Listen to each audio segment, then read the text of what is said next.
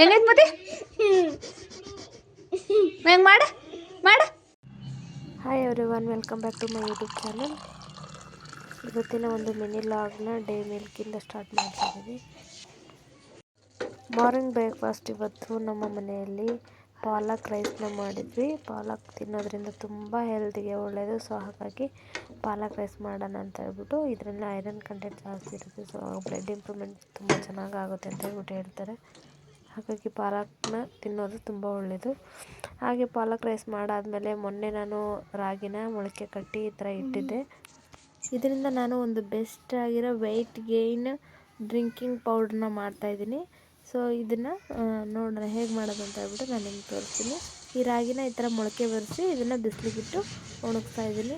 So weight ಗೇನ್ಗೆ ಹಾಗೆ brain sharp ಆಗಲಿ ಅಂದ್ಬಿಟ್ಟು ಒಳ್ಳೆ ಹೆಲ್ದಿ ಡ್ರಿಂಕ್ಸ್ ಬೇಕು ಅಂತ ಹೇಳ್ಬಿಟ್ಟು ನಾವು ಹುಡುಕ್ತಾ ಇರ್ತೀವಿ. ಸೊ ಇಬ್ಬರಿಗೂ ನಾನು ಮಾಡ್ತಾಯಿದ್ದೀನಿ. ಅದು ರಾಗಿ ಅವನಿಗೆ ಮತ್ತು ಅಕ್ಕಿ ಸರಿನಾ ಅವಳಿಗೂ ಮಾಡೋಣ ಅಂತ ಹೇಳ್ಬಿಟ್ಟು ಇಬ್ಬರಿಗೂ ಸೇರಿ ರೆಡಿ ಮಾಡ್ಕೊತಾ ಇದ್ದೀನಿ. ಸೊ ಸ್ವಲ್ಪ ಓಟ್ಸ್ ತೊಗೊಂಡಿದ್ದೀನಿ. ಏನಪ್ಪ ಅಂದರೆ ನಾವು ಔಟ್ಸೈಡು ಬೈ ಮಾಡಿ ಮಿಲ್ಕಿಗೆ ಪೌಡ್ರನ್ನ ಯೂಸ್ ಮಾಡಿ ಹಾಕೋದು ಎಲ್ಲರೂ ಮನೆಯಲ್ಲ ಆಲ್ಮೋಸ್ಟ್ ಅಲ್ಲಿ ನಡೀತೆ, ಮಾಡೋಕ್ಕೆ ಆಗಲ್ಲ ಅಂತ ಹೇಳ್ಬಿಟ್ಟು. ಸೊ ನಾವು ಮನೆಯಲ್ಲೇ ಮಾಡೋದ್ರಿಂದ ನಮಗೆ ಗೊತ್ತಾಗುತ್ತೆ ಏನೇನೆಲ್ಲ ಹಾಕಿದ್ದೀವಿ, ಹಾಗೆ ಎಷ್ಟು ಕ್ವಾಂಟಿಟಿ ಇದೆ, ಹೆಂಗೆ ಕೊಡ್ಬೋದು ಅಂತ ಹೇಳ್ಬಿಟ್ಟು ಒಂದು ಐಡಿಯಾ ಇರುತ್ತೆ. ಹಾಗೆ ಮಕ್ಕಳು ಕೂಡ ತುಂಬ ಇಷ್ಟಪಡ್ತೇವೆ. ಅಷ್ಟೆಲ್ಲ ಕಾಸು ಕೊಟ್ಟು ನಾವು ಬೈ ಮಾಡೋಕ್ಕಿಂತ ಅದೇ ದುಡ್ಡಲ್ಲಿ ನಾವು ಈ ಥರ ಡ್ರೈ ಫ್ರೂಟ್ಸ್ ಎಲ್ಲ ತೊಗೊಂಡು ಈ ಥರ ಒಂದು ಮನೆಯಲ್ಲೇ ಒಂದು ಮಿಲ್ಕ್ ಪೌಡ್ರನ್ನ, ಅಂದರೆ ಮಿಲ್ಕಿಗೆ ಹಾಕೋಕ್ಕೆ ಒಂದು ಎನರ್ಜಿ ಡ್ರಿಂಕ್ ಪೌಡ್ರನ್ನ ರೆಡಿ ಮಾಡಿ ಇಟ್ಕೊಳ್ಳೋಣ. ಇದಕ್ಕೆ ಸ್ವಲ್ಪ ಬಾದಾಮಿ ಫ್ರೈ ಮಾಡ್ತಾಯಿದ್ದೀನಿ. ಹಾಗೆ ಫಸ್ಟಿಗೆ ಬಂದ್ಬಿಟ್ಟು ಓಟ್ಸು ಹಾಗೆ ಮಖಾನನ ಫ್ರೈ ಮಾಡಿಕೊಂಡೆ. ಇವಾಗ ಬಾದಾಮಿ ಮತ್ತು ಗೋಡಂಬಿನ ಫ್ರೈ ಮಾಡ್ಕೊತಾ ಇದ್ದೀನಿ. ಇದ್ರ ಜೊತೆ ವಾಲ್ನಟ್ಸ್ ಕೂಡ ಆ್ಯಡ್ ಮಾಡಬೇಕು. ವಾಲ್ನಟ್ಸ್ ಕೂಡ ಇದಿಷ್ಟು ಫ್ರೈ ಮಾಡಿಕೊಂಡು ಸ್ವಲ್ಪ ಹೊತ್ತು ಆರಲಿಕ್ಕೆ ಬಿಡೋಣ. ಇದೆಲ್ಲ ತಣ್ಣಗಾದಮೇಲೆ ಇದನ್ನು ಗ್ರೈಂಡಿಂಗ್ ಮಾಡ್ಕೊಳ್ಳೋಣ. ಇದ್ರ ಜೊತೆ ನಾನು ಅಂದರೆ ಇದು ಜಾಸ್ತಿ ಆಗಿದೆ ಸ್ವಲ್ಪ ಸೆಕೆಂಡ್ ರೌಂಡಲ್ಲಿ ರಾಗಿ ತೊಗೊಂಡಿದ್ದೀನಲ್ವ, ಆ ರಾಗಿನೂ ಕೂಡ ಗ್ರೈಂಡ್ ಮಾಡ್ಕೊಂಡಿದ್ದೀನಿ. ಎರಡೂ ಚೆನ್ನಾಗಿ ಗ್ರೈಂಡ್ ಮಾಡ್ಕೋಬೇಕು. ಎಷ್ಟು ಸಾಫ್ಟಾಗಿ ಆಗೋಕ್ಕೆ ಚಾನ್ಸ್ ಆಗುತ್ತೋ ಅಷ್ಟು ನೀಟಾಗಿ ಸಾಫ್ಟಾಗಿ ಗ್ರೈಂಡ್ ಮಾಡ್ಕೋಬೇಕು. ಗ್ರೈಂಡ್ ಆದಮೇಲೆ ಕಂಪ್ಲೀಟ್ ವೀಡಿಯೋ ಸ್ಕಿಪ್ ಮಾಡಿದೆ ನೋಡಿ. ಇದಕ್ಕೆ ಮತ್ತೆಲ್ಲ ಇನ್ನೂ ಏನೇನು ಆ್ಯಡ್ ಮಾಡಬೇಕು ಅಂತ ಹೇಳ್ಬಿಟ್ಟು ಕಂಪ್ಲೀಟಾಗಿ ತೋರಿಸ್ತೀನಿ. ಹಾಗೆ ಗ್ರೈಂಡ್ ಮಾಡ್ಕೊಂಡು ಆದಮೇಲೆ ಇದನ್ನು ಒಂದು ವೈಟ್ ಕಲರ್ ಬಟ್ಟೆ ತೊಗೊಂಡು ಈ ಥರ ಕಟ್ಕೊಂಡು ಅದನ್ನು ಈ ಥರ ಸಾಣಿಸ್ಕೋಬೇಕು. ಇದರಿಂದ ಕೆಳಗಡೆ ಪೌಡ್ರು ಇಳಿಬೇಕು. ಆ ಥರ ಸ್ವಲ್ಪ ಕಷ್ಟ ಆಗುತ್ತೆ, ಸ್ವಲ್ಪ ಕಷ್ಟ ಆದ್ರೂ ಓಕೆ. ಈ ಥರ ಫೈನ್ ಪೌಡ್ರಾಗಿ ಸಿಗುತ್ತೆ. ಈ ಥರ ಫೈನ್ ಪೌಡ್ರಾಗಿ ಸಿಕ್ಕಾದ್ಮೇಲೆ ಅದಕ್ಕೆ ನೀವು ಸ್ವಲ್ಪ ಕೋಕೋ ಪೌಡ್ರನ್ನ, ಅಂದರೆ ಮಕ್ಕಳು ಚಾಕ್ಲೇಟ್ ಫ್ಲೇವರ್ನ ಇಷ್ಟಪಡ್ತಾರಲ್ವ, ಸೊ ಆಗಲೇ ಚಾಕ್ಲೇಟ್ ಪೌಡ್ರನ್ನ ಇದಕ್ಕೆ ಆ್ಯಡ್ ಮಾಡ್ಕೊತಿದ್ದೀನಿ. ಸ್ವೀಟಿಗೆ ಬೇಕಂದರೆ, ಇಲ್ಲ ಅಂದರೆ ಒಂದು ಸ್ವಲ್ಪ ಬೆಲ್ಲ ಕೂಡ ಆ್ಯಡ್ ಮಾಡೋಣ. ಚಾಕ್ಲೇಟ್ ಪೌಡ್ರಲ್ಲಿ ಯಾವುದೇ ಕೂಡ ಶುಗರ್ ಇಲ್ಲ, ಅಂದರೆ ಬೆಲ್ಲ ಶುಗರ್ ಹಾಕಿ ಕೊಡ್ತಾಯಿಲ್ಲ, ಬೆಲ್ಲ ಮಾತ್ರ ಕೊಡ್ತಾ ಇರೋದು. ಸೊ ಇದಕ್ಕೆ ಇದು ಇವಾಗ ರೆಡಿಯಾಗಿದೆ. ಇದನ್ನು ಹಾಗೆ ಕೂಡ ತಿನ್ಬೋದು, ಇದನ್ನು ಲಡ್ಡು ಮಾಡಿ ಕೂಡ ತಿನ್ಬೋದು, ಇಲ್ಲಾಂದರೆ ಹಾಲಿಗೆ ಹಾಕ್ಬಿಡ ಕೊಡ್ಬೋದು. ಇಲ್ಲದಿಲ್ಲ ಅಷ್ಟೊತ್ತಿಗೆ ಇವಳನ್ನ ಆಟ ಆಡಿಸ್ತಾ ಇದ್ದೀನಿ. ಸಿಹಿ ಇಲ್ಲದೆ ಹೆಂಗೈತೆ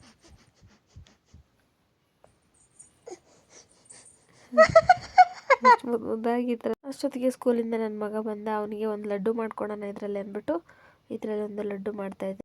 ಚಾಕ್ಲೇಟ್ ಪೌಡ್ರನ್ನ ಹಾಕಿರೋದ್ರಿಂದ ಮಕ್ಕಳಿಗೆ ಚಾಕ್ಲೇಟ್ ಫ್ಲೇವರ್ ತುಂಬ ಇಷ್ಟ ಆಗುತ್ತೆ. ಆಲ್ಮೋಸ್ಟ್ ಅಲ್ಲಿ ಎಲ್ಲ ಮಕ್ಳಿಗೂ ಚಾಕ್ಲೇಟ್ ಫ್ಲೇವರು ತುಂಬ ಇಷ್ಟ ಆಗುತ್ತೆ. ಇದಕ್ಕೆ ಸ್ವಲ್ಪ ತುಪ್ಪನೇ ಆ್ಯಡ್ ಮಾಡಿಬಿಟ್ಟು ನಿಮಗೆ ಎಷ್ಟು ದೊಡ್ಡ ಲಡ್ಡು ಬೇಕೋ ಅಷ್ಟು ದೊಡ್ಡದಾಗಿ ಮಾಡ್ಕೊಬೋದು, ಇಲ್ಲ ಚಾಕ್ಲೇಟ್ ಅಂತ ಹೇಳ್ಬಿಟ್ಟು ಕೊಡ್ಬೋದು. ಇದನ್ನು ಫ್ರಿಜ್ಜಲ್ಲಿ ಇಟ್ಬಿಟ್ಟು ಗಟ್ಟಿ ಆಗೋ ಥರ ಮಾಡಿ ಆ ಥರನೂ ಕೂಡ ಇರ್ಬೋದು, ಇಲ್ಲ ಸಾಫ್ಟಾಗಿ ಕೂಡ ತಿಂತೀವಿ ಅಂದರೆ ಹಂಗೆ ಸಾಫ್ಟಾಗಿ ಕೂಡ ತಿನ್ಬೋದು. ತುಂಬ ಚೆನ್ನಾಗಾಗುತ್ತೆ. ಟೇಸ್ಟ್ ಕೂಡ ಅಷ್ಟೇ ಚೆನ್ನಾಗಿರುತ್ತೆ. ಇದು ಎಷ್ಟು ಚೆನ್ನಾಗಿರುತ್ತೆ ಟೇಸ್ಟು, ಚಾಕ್ಲೇಟ್ಗಿನ್ನ ಚೆನ್ನಾಗಿರುತ್ತೆ. ಎಷ್ಟು ಅಂದರೆ ಚಾಕ್ಲೇಟ್ ತಿನ್ನೋಕ್ಕಾದರೆ ಅಲ್ಲಿಗೆಲ್ಲ ಅಂಟ್ಕೊಳುತ್ತೆ, ಬಟ್ ಇದೆಲ್ಲ ಅಲ್ಲಿಗೆಲ್ಲ ಅಂಟ್ಕೊಳ್ಳಲ್ಲ. ತುಂಬ ಇಷ್ಟಪಟ್ಟು ತಿಂದ ನನ್ನ ಮಗ. ಹಾಗೆ ಕೂಡ ಈ ಲಡ್ಡು ಮಾಡಿಕೊಟ್ಟೆ. ಹಾಗೆ ಈವ್ನಿಂಗ್ ಬಂದ್ಬಿಟ್ಟು ಹಾಲಿಗೆ ಹಾಕ್ಬಿಟ್ಟು ಅವನಿಗೆ ಕೊಟ್ಟೆ. ನೀವು ಈ ಥರ ಮನೆಯಲ್ಲಿ ಒಂದು ಸರಿ ಮಿಲ್ಕ್ ಪೌಡ್ರನ್ನ ಟ್ರೈ ಮಾಡಿ. ನಾವೇ ಇಂಗ್ರೀಡಿಯೆಂಟ್ಸ್ನ ಹಾಕಿ ಮಾಡೋದ್ರಿಂದ ಸೊ ನಮಗೆ ಒಂದು ಸ್ಯಾಟಿಸ್ಫ್ಯಾಕ್ಷನ್ ಇರುತ್ತೆ ಅಲ್ವಾ. ಸೊ ನಿಮ್ಗೆ ಈ ವಿಡಿಯೋ ಎಲ್ರಿಗೂ ಇಷ್ಟ ಆಗಿದೆ ಅಂತ ತಿಳ್ಕೊತೀನಿ. ಈ ವಿಡಿಯೋ ಇಷ್ಟ ಆದರೆ ಶೇರ್ ಮಾಡಿ, ಲೈಕ್ ಮಾಡಿ, ಹಾಗೆ ಕಮೆಂಟ್ ಮಾಡಿ. ಹಾಗೆ ಇನ್ನೂ ಹೆಚ್ಚಿನ ವೀಡಿಯೋಗಾಗಿ ನನ್ನ ಯೂಟ್ಯೂಬ್ ಚಾನಲ್ನ ಒಂದು ಸಾರಿ ಹೋಗಿ ನೋಡಿ.